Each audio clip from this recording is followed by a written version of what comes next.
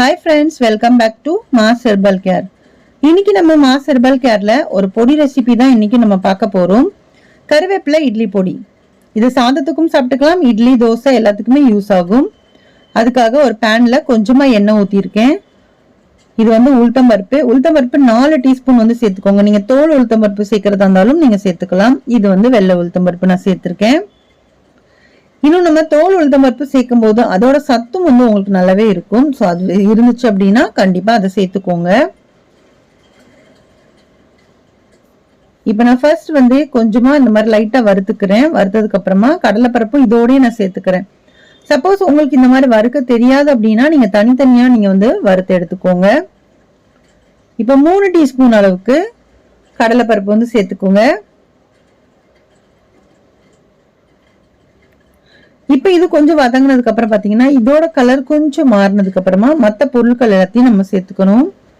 இப்போ இதோட கலரும் கொஞ்சம் மாறிட்டு வருது பாருங்க. இப்படி 1 by 1 நீங்க வந்து சேர்க்கும் போது உங்களோட டைம் வந்து சேவ் ஆகும். இப்போ இதுல வரமல்லி வந்து 1 டீஸ்பூன் எடுத்துக்கிறேன். நம்ம போடுற மெஷர்மெண்ட்டை நீங்க வந்து நோட் பண்ணி வச்சுட்டு கரெக்டா பண்ணீங்க அப்படின்னா சேம் டு சேம் நல்லாவே வரும். இப்போ மல்லியை போட்டு நல்லா வறுத்ததுக்கு அப்புறமா இது கூட சீரகம் கொஞ்சம் சேர்த்துக்கலாம். ஒரு 1/2 டீஸ்பூன் வந்து சீரகம், ஒரு 1/4 டீஸ்பூன் வந்து மிளகு, இந்த ரெண்டையுமே சேர்த்துட்டு நல்லா மிக்ஸ் பண்ணி விட்டுருங்க.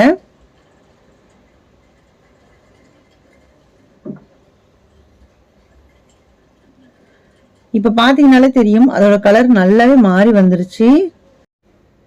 இப்போ காரத்துக்கு தகுந்தாப்புல காஞ்ச மிளகா சேர்த்துக்கோங்க. உங்க வீட்டுல எவ்வளவு காஞ்ச மிளகா வந்து சேர்ப்பீங்களோ அதை பார்த்துக்கோங்க. காரத்துக்கு தகுந்தாப்புல பார்த்துட்டு சேர்த்துக்கோங்க. இப்போ நான் வந்து கொஞ்சம் நிறையவே சேர்த்துருக்கேன்.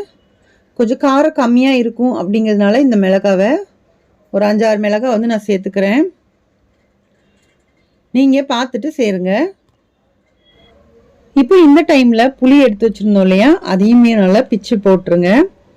அப்படி முழுசா நீங்க உருட்டி போட்டீங்க அப்படின்னா அது வந்து உங்களுக்கு சூடு ஆகாது இல்லையா, அதனால கொஞ்சம் இந்த மாதிரி பிச்சு போட்டுருங்க. அப்போ உங்களுக்கு அந்த பருப்புல உள்ள சூடு அதுக்கப்புறம் நம்ம அடுப்புல உள்ள சூடுலையுமே வந்து நல்லாவே உங்களுக்கு பொரிஞ்சு வரும். இப்போ அந்த பருப்பை நான் எடுத்து காமிக்கிற பாருங்க. இந்த ஸ்டேஜ்ல எல்லாமே ஒண்ணு போல வறுபட்டு வந்திருக்கும். நல்லா ஈவனா வந்து வறுபட்டுரும். இந்த மாதிரி நீங்க 1 by 1 சேர்த்து வறுத்துக்கோங்க. உங்களுக்கு டைமும் கொஞ்சம் சேவ் ஆகும். இப்போ இது கூட வேற என்ன சேர்க்கறதுன்னு பார்க்கலாம். கல் உப்பு எடுத்து வச்சிருக்கேன். கொஞ்சமா கல் உப்பு, இதுக்கு தேவையான அளவுக்கு கல் உப்பு சேர்த்துக்கோங்க.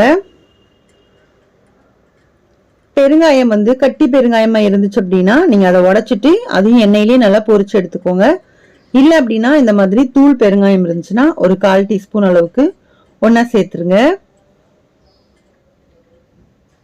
இப்ப இது எல்லாத்தையும் நல்லா சேர்த்துட்டு இது கூட கருவேப்பிலைய நல்லா காய வச்சு நான் வச்சிருக்கேன். சப்போஸ் உங்களுக்கு ஃப்ரெஷ்ஷா கிடைக்குது, எனக்கு ஃப்ரெஷ்ஷா தான் போடுவேன் அப்படின்னா நல்லா கருவேப்பிலைய நல்லா வாஷ் பண்ணிட்டு நல்லா ஈரம் இல்லாம காட்டன் துணியில நல்லா துவட்டி எடுத்துருங்க. அதுக்கப்புறமா நீங்க இந்த மாதிரி எண்ணெயில வந்து சேர்த்து நீங்க பொரிச்சிங்க அப்படின்னா உங்களுக்கு சூப்பரா வந்து அந்த டேஸ்டும் சரி, நல்லா வந்து கலரும் பாத்தீங்கன்னா அந்த கருவேப்பிலை பொடி அப்படின்னா அந்த ஒரு கலருமே நல்லா இருக்கும்.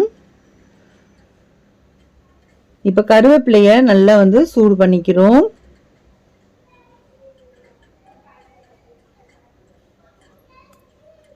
கருவேப்பிலைய நீங்க கையில எடுத்து நொறுக்குனீங்க அப்படின்னா அப்படியே வந்து நொறுங்கி விழுணும். அதுதான் கரெக்டான பக்குவம்.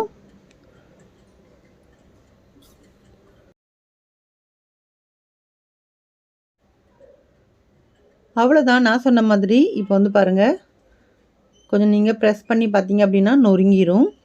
ஸோ இந்த டைம்ல இதை வந்து ஒரு பிளேட்ல கொட்டி ஆற வச்சிடலாம்.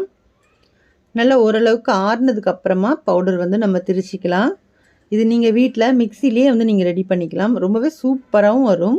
கண்டிப்பாக நீங்களும் ட்ரை பண்ணி பாருங்கள். இந்த மாதிரி எப்பயும் ஒரே மாதிரி நம்ம வந்து லெமன் சாதம், புளி சாதம் இந்த மாதிரி பண்ணுறதுக்கு பதிலாக கொஞ்சம் வெரைட்டியாக இந்த மாதிரி ஹெல்த்தியான ஒரு பொடி ரெசிபியும் வந்து நீங்கள் பண்ணி வச்சுக்கிட்டீங்க அப்படின்னா உங்களுக்கு டிஃபன் பாக்ஸுக்கு பார்த்தீங்கன்னா இது நீங்கள் செஞ்சு கொடுத்துடலாம். கண்டிப்பாக பசங்க வந்து விரும்பி சாப்பிடுவாங்க. டெய்லியும் ஒரே மாதிரி இல்லாமல் ஒரு நாளைக்கு கருவேப்பிலை சாதம், ஒரு நாளைக்கு லெமன் சாதம், ஒரு நாளைக்கு பார்த்தீங்கன்னா முருங்கைக்கீரை பொடி சாதம், அந்த மாதிரிலாம் கொஞ்சம் டிஃப்ரெண்ட்டாக ட்ரை பண்ணுங்கள். கண்டிப்பாக ரொம்பவே நல்லாயிருக்கும். இப்போ நம்ம மிக்சியில் அரைச்சிட்டு வந்துட்டு நம்ம எடுத்து ஆற வச்சுருந்தோம் இல்லையா, அதை வந்து நம்ம நல்லா மிக்சியில் அரைச்சிட்டோம். நல்லா ஃபைன் பவுடராக வந்துருச்சு. இந்த பொடி நீங்கள் அரைச்சி வச்சுட்டிங்க அப்படின்னா, நீங்கள் இட்லி பண்ணீங்க அப்படின்னா, பொடி இட்லிலாம் பண்ணுவோம்ல, அந்த மாதிரி நீங்கள் இந்த பொடியை போட்டு நீங்கள் பண்ணி கொடுத்துருங்க. அதே மாதிரி தோசை வார்த்து கொடுக்கும்போதும் நீங்கள் வந்து இந்த பொடியை மேலே தூவி தோசையும் வந்து பண்ணிக்கலாம். இல்லை அப்படின்னா நீங்கள் லஞ்சுக்கு வந்து இந்த மாதிரி ரைஸும் வந்து நீங்கள் பண்ணிக்கலாம். சாதத்தை வடிச்சிட்டு ஒரு கடாயில் கொஞ்சமாக எண்ணெய் ஊற்றிக்கோங்க. கடுகு, உளுத்தம்பருப்பு, வேர்க்கடலை, ஒரே ஒரு காஞ்ச மிளகா, 2 கருவேப்பிலை, கொஞ்சமாக வந்து பெருங்காயப்பொடி இதெல்லாம் சேர்த்துட்டு வடித்த சாதத்தை ஒன்றா போட்டு இந்த மாதிரி நல்லா கிளறி கொடுத்துருங்க. நல்லா வேர்க்கடலை, காஞ்ச மிளகா எல்லாமே இருக்குது. இந்த மாதிரி ரைஸ் வந்து பண்ணிவிட்டு நீங்கள் லஞ்ச் பாக்ஸுக்கு பேக் பண்ணலாம். ரொம்பவே சூப்பராக இருக்கும். இதே மாதிரி நீங்களும் ட்ரை பண்ணணும் அப்படின்னா நீங்கள் ட்ரை பண்ணி சாப்பிடுங்க. இல்லை அப்படின்னா நம்மக்கிட்ட இந்த பொடி வெரைட்டி எல்லாமே வந்து அவைலபிளாக இருக்குது. ஸோ நீங்கள் தேவைப்பட்டுச்சு அப்படின்னா நீங்கள் ஆர்டர் பண்ணி வாங்கிக்கலாம். டீட்டெயில்ஸ் எல்லாமே பார்த்தீங்கன்னா ஃபர்ஸ்ட் கமெண்ட்டில் பின் பண்ணி வச்சுருக்கேன். நீங்கள் வேணும் அப்படிங்கிறவங்க அதில் டிஎம் பண்ணுங்கள். நெக்ஸ்ட் ஒரு இன்ட்ரெஸ்டிங்கான வீடியோவோட மீண்டும் உங்களை வந்து சந்திக்கிறேன். பாய். தேங்க்ஸ் ஃபார் வாட்சிங்.